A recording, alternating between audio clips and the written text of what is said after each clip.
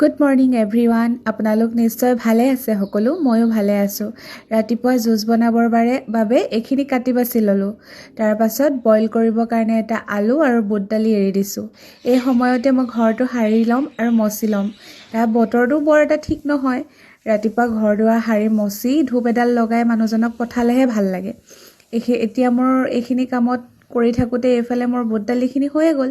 এতিয়া কেৰাহী গৰম কৰিলোঁ, তেল গৰম হ'ল, তাত জিৰা আৰু এটা শুকান জলকীয়া দি পিঁয়াজ দি অলপমান হালধি দি এইখিনি সিজালৈ এৰি দিম। সেই সময়তে মই আকৌ আটা দৌটো মাৰি ল'ম।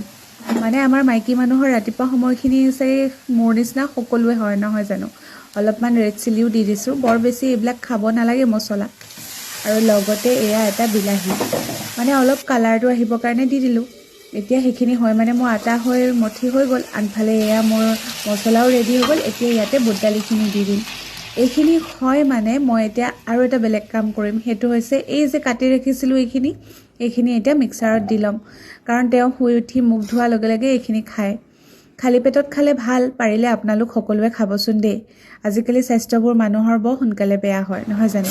আনফালে ৰাতি তিয়াই ৰখা ধনিয়া পানী অলপ চফ দি পেলাই মই আকৌ সেইখিনি খাব লাগিব, উতলাই ৰাখিছোঁ। তেওঁৰ কাৰণে চাহ বনালোঁ। এয়া ৰেডি হৈ গ'ল খানা। তেওঁ খালে, খাই মেলি এতিয়া তেওঁ যাবলৈ হৈ গ'ল। তেওঁক বাই বাই দি আহি মই এতিয়া খাব লাগিব ইমানখিনি বস্তু। গৰম পানী, থাইৰয়ডৰ টেবলেট, ধনিয়া পানী, জুচ, তাৰ আধা ঘণ্টা পাছতে খানা। উপায়টো নাই, কিনো কৰিব আৰু, খাবতো লাগিবই, নহয় জানো? বাৰু, ভগৱানে আপোনালোক সকলোকে ভালে ৰাখক। সকলোৰে স্বাস্থ্যবোৰ সুস্থ সবল হৈ থাকক। তাতকৈ আৰু আমাক কি লাগে? বাৰু, আজিলৈ আহিছোঁ। নমস্কাৰ, বাই বাই।